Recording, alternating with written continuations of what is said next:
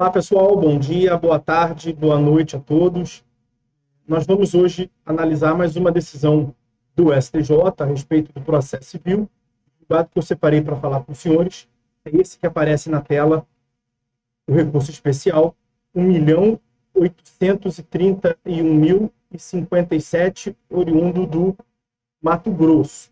Tivemos aqui uma discussão a respeito do procedimento especial da consignação em pagamento, mais propriamente dito ainda, a consignação extrajudicial, como consta aqui da ementa. Aliás, a ementa, os senhores vão encontrar aqui na descrição desse vídeo, a ementa completa, e deixa eu fazer inicialmente aqui um apanhado com os senhores a respeito do que se deu nessa controvérsia. Nós tivemos, na origem, um contrato de locação cumulado com promessa de compra e venda de um imóvel estabelecido entre duas empresas.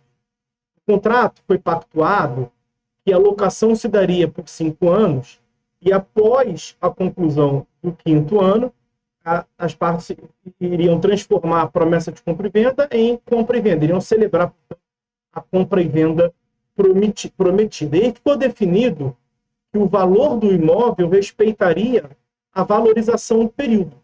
Então, foi definido um valor na celebração do contrato e 5 anos depois seria aquele valor atualizado.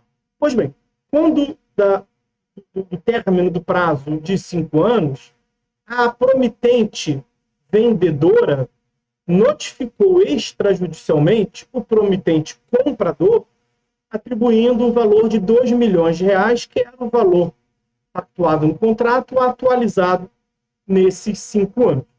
Pois a promitente compradora discordou com esse valor de 2 milhões, porque aos seus olhos, o valor atualizado do imóvel seria de 1.500.000. E aí o que fez a promitente compradora, que estava na posse do imóvel pela locação? Então aqui, a promitente vendedora é a locadora e a promitente compradora era a locatária. O que esta fez? A promitente compradora, que era a locatária, ela ajuizou uma consignação extrajudicial. Agora deixa eu falar um pouquinho mais sobre a ação de consignação em pagamento. Ela tem previsão no Código de Processo Civil, a partir do artigo 539. Aqui nós estamos no Código de Processo Civil, artigo 539 e seguinte. Como visto, essa ação de consignação visa satisfazer uma obrigação de direito material, que é o pagamento.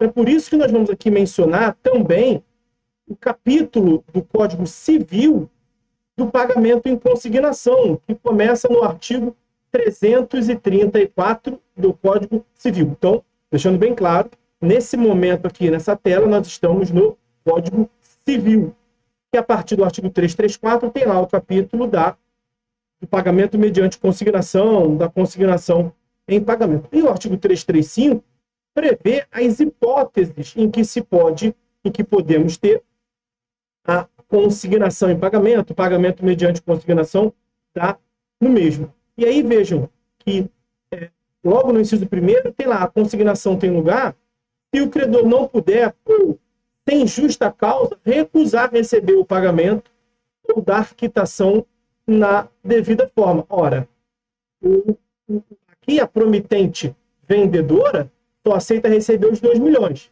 A promitente compradora entende que o valor devido é 1,5 milhão. E aí é a hipótese clássica na qual o credor, a promitente vendedora, não é obrigado a receber parcela ou valores diversos daquele que entende o devido, que entende o combinado. Mesma coisa o devedor. Mesma coisa a promitente compradora. Não é obrigado a pagar valor acima do que foi pactuado. Surgiu, portanto, um conflito de interesse entre as partes, que a gente resolve por meio da ação de consignação em pagamento. Então, esse procedimento, agora nós voltamos ao Código de Processo Civil, previsto no artigo 539, veja que ele começa o 539, nos casos previstos em lei, artigo 334, 335 do Código Civil, nem apenas o 334 e 335 do Código Civil. Também aqui, a título de exemplo, eu posso mencionar o artigo 164 do CTN. A lei material pode prever circunstâncias em que se admite o pagamento mediante consignação. E aí a lei processual, artigo 539, diz: nos casos previstos em lei, poderá o devedor ou o terceiro requerer, com efeito de pagamento, a consignação da quantia ou da coisa devida. Pagamento mediante consignação é pagamento mediante depósito. Consignar é depositar. Então, a ação de consignação e pagamento, ela gira em torno, e tem que especial no procedimento, é que ela gira em torno desse depósito. É um depósito que se faz com vistas a chegar ao pagamento, quando ocorre alguma das circunstâncias que a lei material prevê, como exemplo, artigo 335 do Código Civil, e exemplo, por excelência, o inciso 1º, quando o credor se recusa a receber. Muito bem. O parágrafo 1º ao parágrafo 4º do artigo 539 do Código de Processo Civil, do CPC, prevê o procedimento da consignação extrajudicial. Percebe que nós podemos ter depósito para fins de pagamento de quantia ou de coisa diferente de dinheiro. Mas as hipóteses que permitem, no parágrafo 1º ao 4º, o pagamento mediante consignação é apenas o pagamento via depósito de quantia, de valores. Então, em se tratando da obrigação em dinheiro, é possível que o devedor se exima da obrigação, equivalendo, portanto, o depósito ao pagamento, pela via extrajudicial. E como é que se faz, ou aonde se faz o pagamento mediante consignação pela via extrajudicial? Em estabelecimento bancário. Então, vai se dar o depósito de uma quantia em dinheiro no estabelecimento bancário. E, para resumir aqui o procedimento dos parágrafos 1º ao 4º, o devedor deposita a quantia no estabelecimento bancário, o banco providencia uma comunicação para o credor, dizendo: olha, depositaram aqui numa conta em sua titularidade, credor, a quantia X. E ele tem, o credor, o prazo de 10 dias para se manifestar por escrito. Então, em 10 dias, o credor pode responder ao banco por escrito, dizendo que não concorda com o valor depositado. Nesse caso, em que o credor não concorda com o valor depositado, nós não teremos o pagamento. O depósito não vai equivaler a pagamento. E na outra hipótese, quando, alternativamente, ele não comparece ao banco, quando ele comparece, mas não é de modo expresso, ele vai lá e verbalmente, ele de alguma forma manifesta a recusa, mas não uma recusa expressa, vai equivaler sim ao pagamento. Ou quando ele comparece e por escrito diz que concorda, ou quando pratica atos como levantamento da quantia, que induz a aquiescência, induz ao aceite, isso vai naturalmente equivaler, portanto, ao recebimento da quantia, a quitação da quantia e a extinção da obrigação. Coisa que não interessa aqui ver nesse caso é as hipóteses nas quais a obrigação não se tem por encerrada. Quer dizer, quando o credor recusa expressamente a quantia, que foi o que se deu na hipótese. Então, como eu vinha lhes dizendo, a promitente vendedora notificou a promitente compradora para depositar a quantia de 2 milhões. Mas a promitente compradora não aceitou esse valor e depositou em juízo e depositou no estabelecimento bancário a quantia de 1,5 milhão. O banco providenciou a notificação extrajudicial da promitente vendedora e a promitente vendedora, por expresso, recusou o valor depositado. Então, esse valor de 1,5 milhão não equivaleu ao pagamento. O que deveria fazer a promitente compradora? Parágrafo 3º. Ocorrendo a recusa manifestada por escrito ao estabelecimento bancário, poderá ser proposta dentro de 1 mês a ação de consignação, instruindo-se a inicial com a prova do depósito e da recusa. Quer dizer, dentro de 1 mês após a recusa, a promitente compradora deveria ter ajuizado a ação de consignação e pagamento na via judicial, para que aquele depósito lá atrás continuasse valendo para fins de consignação. Mas ela não fez isso.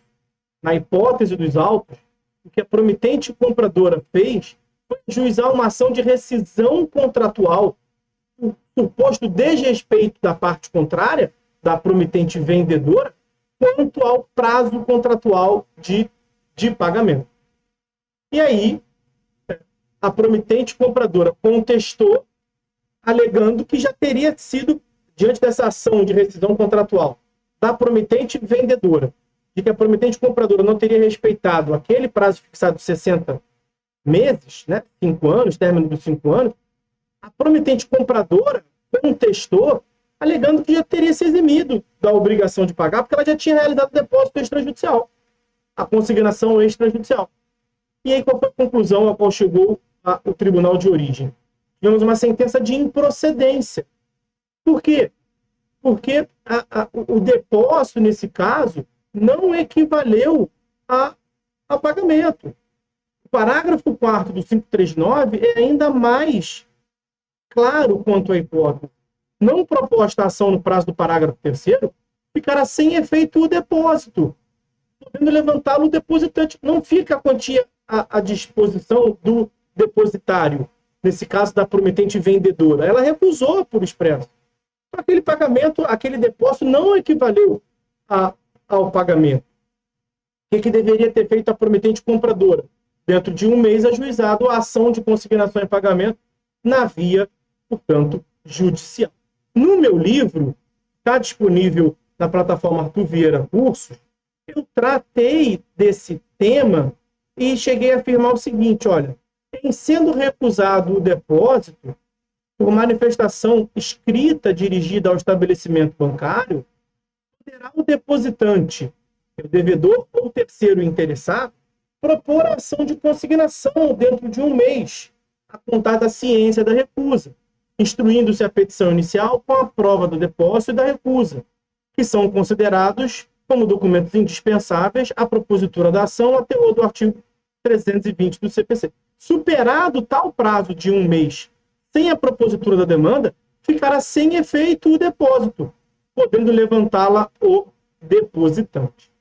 Então, a alegação da promitente compradora de que teria realizado e quitado a obrigação fixada para pagamento do imóvel não para em pé, não é procedente a teor do artigo 539, parágrafo 4, com a recusa por escrito do credor, o depósito fica sem efeito. Tá? E aí aqui trago um outro julgado que não é diretamente relacionado, porque esse outro RESP 1108058, ele não é da ação extrajudicial, ele é da ação de consignação em pagamento judicial. Mas veja o que consta da ementa dele aqui, especialmente no item 2, olha. O depósito de quantia insuficiente para a liquidação integral da dívida não conduz à liberação do devedor e permanece em mora, ensejando a improcedência da consignatória. Nesse mesmo sentido, a tese que ao final se fixou, mas o que nos interessa, portanto, é ver que o depósito extrajudicial, diante da recusa por escrito do credor, ele é tornado sem efeito e a parte tem que intentar a ação de consignação em pagamento pela via judicial no prazo de 30 dias. Então, essas considerações que eu separei para fazer com os senhores a respeito desse julgado.